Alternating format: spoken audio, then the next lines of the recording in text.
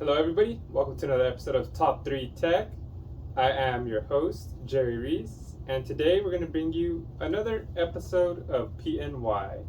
But not only is it PNY, it's the PNY XLR8 Gaming REVEL GeForce RTX 3060, not the non-TI.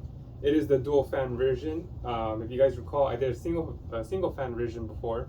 It was a lot pricier than this. That's when the prices were up. But that has gone down. I think it's $5 cheaper than this. So we're gonna go ahead and compare this to the rest of the cards we got and the 3060 Ti, which is pretty much the same as this. Physically, but we'll see how it is spec-wise. But anyways, let's go ahead and do the unboxing and the benchmarks, and we'll see what we get.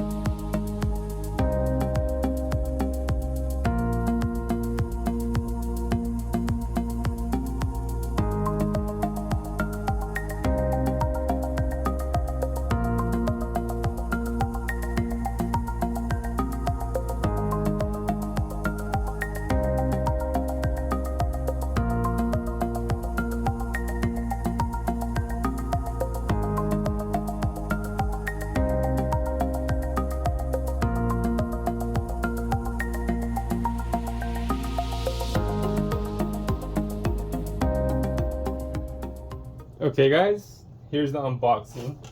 I mean, I'm pretty sure I know what the contents are going to look like since I got the 3060 Ti last week, and it's the better card, so that should have more content than this, but I think it'll be the exact same anyways. Like I always say, I unsealed it just to make it easier for me to unbox so you guys can see. Alright, take out this thin layer of padding. Ooh, look at that. Same packaging as well. Makes sense. And then of course, you gotta pick this up. And you get the graphics card quick install guide. And again, this is the huge map. I can make this like a wallpaper in Zoom or something. Tells you GeForce experience, game ready drivers, keep your games optimized, share your greatest gaming moments, precautions before installation. It just tells you how to install your card, make insert it in the right slot, make sure you put the right amount of pins in the socket, etc, etc. But let's go ahead and do a close-up on this baby, and we'll compare it to the other GPUs, including the 3060 Ti. This is a dual fan card. It is 247 millimeters in length. It does have the two XLR8 stickers in the middle with the PNY logo on it. Fitted pretty nicely. The fans are a little dull and the finish is a little plasticky. We have GeForce RTX printed on the left. We have the heat vent on the right. And then on the bottom right, we have the RGB bar that sticks out. We have the GeForce RTX logo that lights up on the left. In the middle, we have the 8-pin socket. On the top right, we have the RGB bar, which looks pretty nice compared to the no RGB bar on the single fan one. From right here, you can see the radiator from the left to the right, filling up the card. We have 3 display ports and 1 HDMI slot on this card.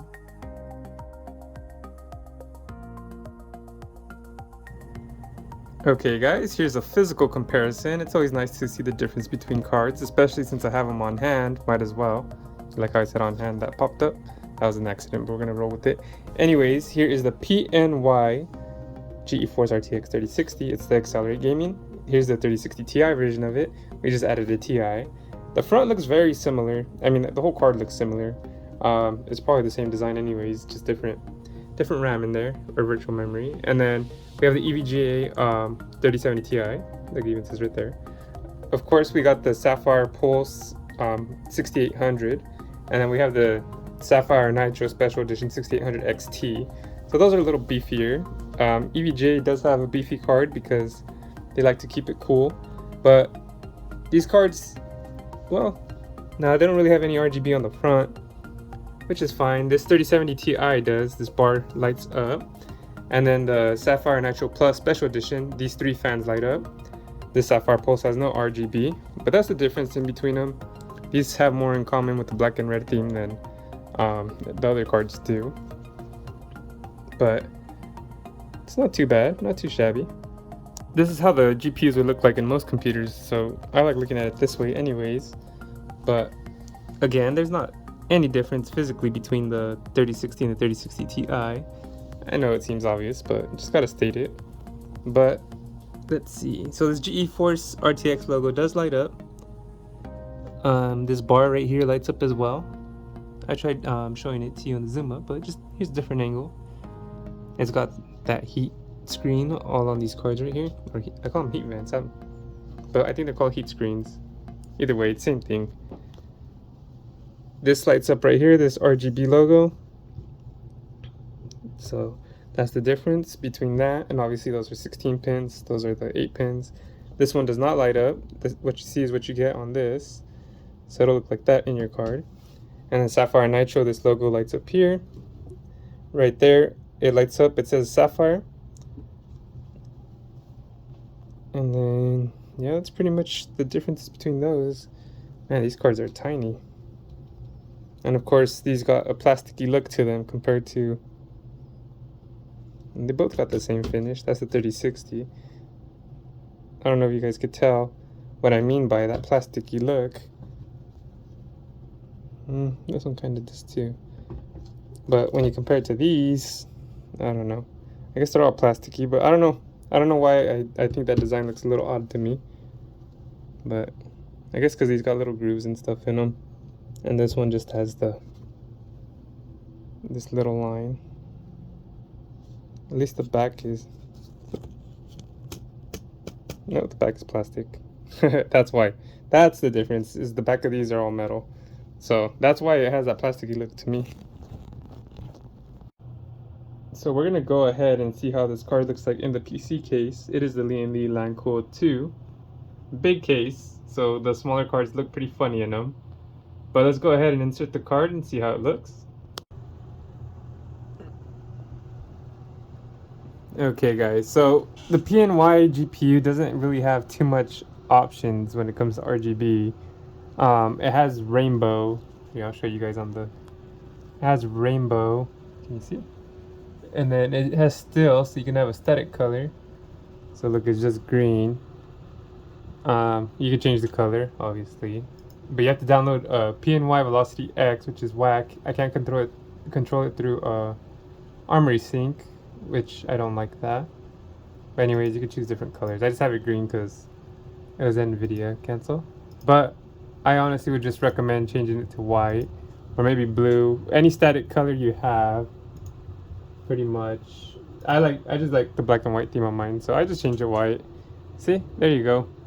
It's nice. It's better than no RGB, but I'll just keep it static. See, that's how that bar looks, the logo looks. But that's how the GPU looks inside of the case. Pretty tiny. But let's go ahead and move on to the benchmarks. All right, everybody, here's the second half of the video. It is the benchmarks. Before we go any further, let me go ahead and introduce you to the Top3Tech PC specs. We have an Asus X570 Tough Gaming Plus Wi-Fi motherboard. We have a Ryzen 7 5800X CPU. We got 32 gigabytes of Corsair Vengeance 3200 megahertz RAM. And of course, the card we're testing today is the PNY XLR8 Gaming GeForce RTX 3060 Ti, the Dual Fan Edition. It has a boost clock of 1777 megahertz. The core clock is 1320 megahertz. It is on 12 gigabytes GDDR6 non-X memory. It is on the Ampere architecture. And the recommended minimum wattage for this is 550 watt PSU. Here we have the temps. This is the highest temperature hit while testing out the application or game. It is at 75% fan speed, so go ahead and enjoy these.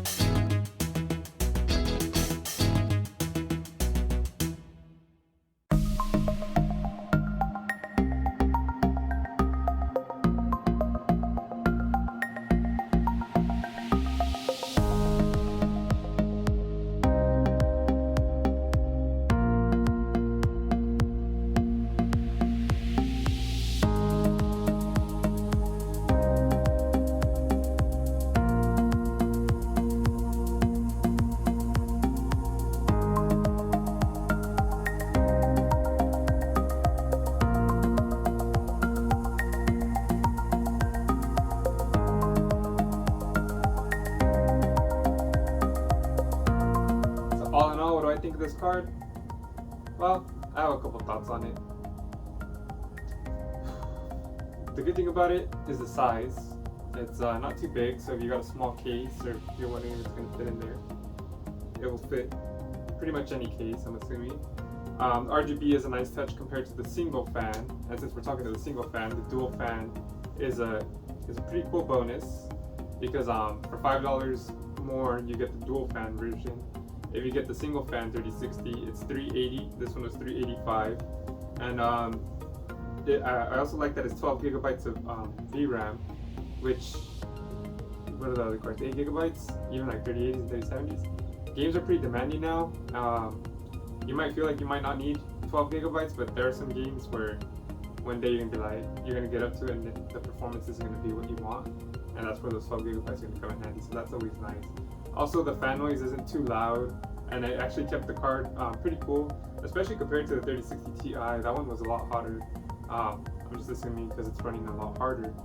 And if you like DLSS, this card's pretty nice. With DLSS on, it pretty much went toe to toe with the 6700, 6650, around there, in between those. Sometimes above, sometimes below.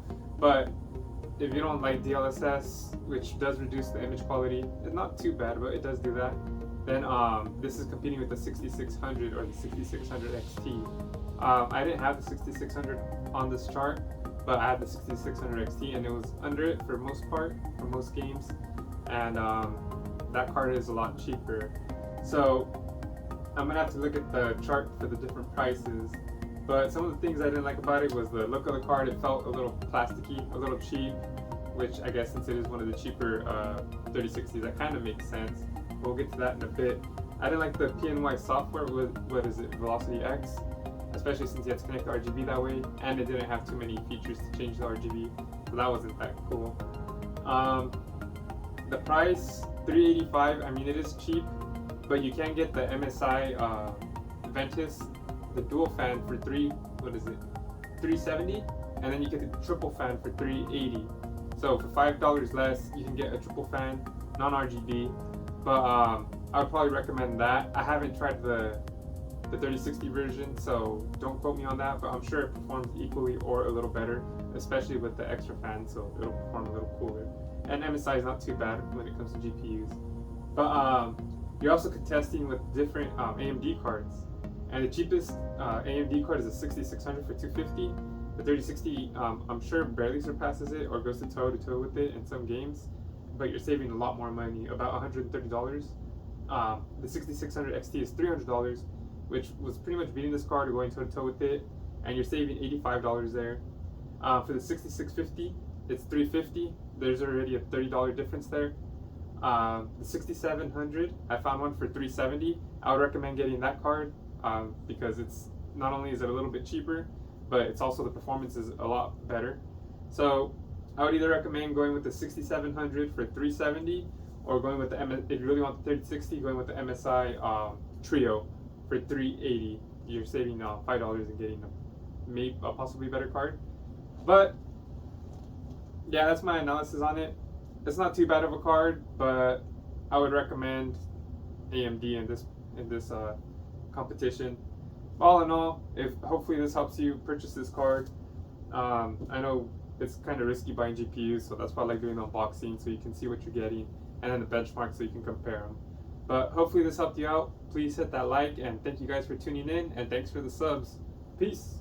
Hey guys, I forgot to mention too, if you could get the Founders Edition 3060 Ti, go ahead and get that. It's for $399. It's a good deal. They're in stock about once a week. So if you really want an NVIDIA card, get that instead of this. Sorry about that, guys. Thank you for watching another video from Top 3 Entertainment. I hope you hit like and subscribe.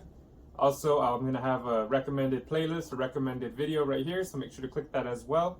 I appreciate you guys tuning in, whether it be to the Top 3 Tech, Top 3 Gaming, or the Why Not Me podcast. You guys are dope. I hope to see you guys in the next video. And of course, let's grow this thing together. Peace. Peace. Peace.